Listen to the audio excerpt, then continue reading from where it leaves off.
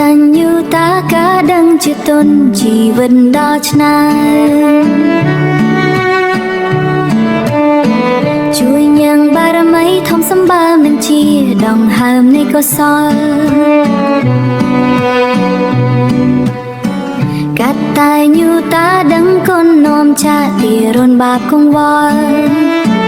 គឺជាបញ្ញាគ្រឿងដំកល់នាំខ្លួនចូលដល់កុសលកម្មគុណធម៌ល្អណាស់ក្នុងខ្លួនមនុស្សកូនកុំប្រទូត្រូវចងចាំធម្មតាគុណគ្មានព្រះស្រាប់ទូយូរខែឆ្នាំនៅតែល្អ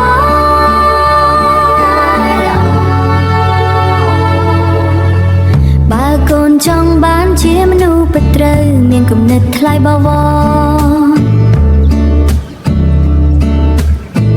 បើកូនចង់បានជាមនុស្សពិតត្រូវមានគំនិតថ្លៃបវរ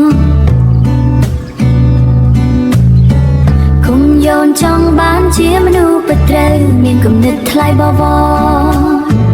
គុំយកខ្មៅធ្វើជាសកុំគុំយកគុណល្អមកជន់ឈ្លីគុណធម៌ល្អណាស់ក្នុងខ្លួនមនុស្សកូនកុំប្រទូត្រូវចងចាំធម្មតាគុណគ្មានព្រះស្រាប់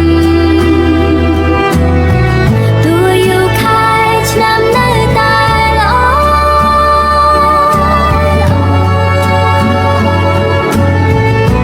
គុំយកខ្មៅធ្វើជាសគុំយកគុណល្អមកជួនឈ្លី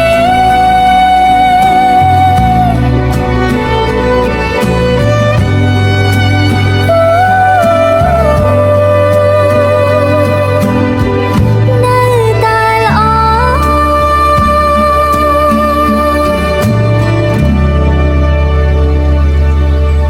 នៅតែល្អកតញ្ញូតាការដឹងជាទុនជីវិតដល់ឆ្ងាយ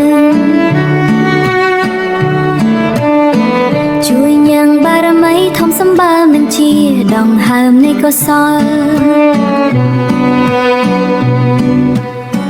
កតញ្ញូតាដឹងគុណនោមចាទីរុនបាបកង្វល់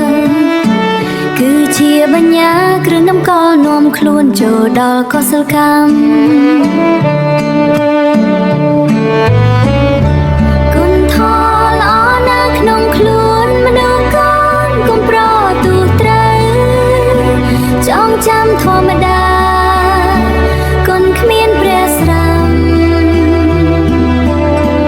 ទូយូរខែឆ្នាំនៅតែល្អ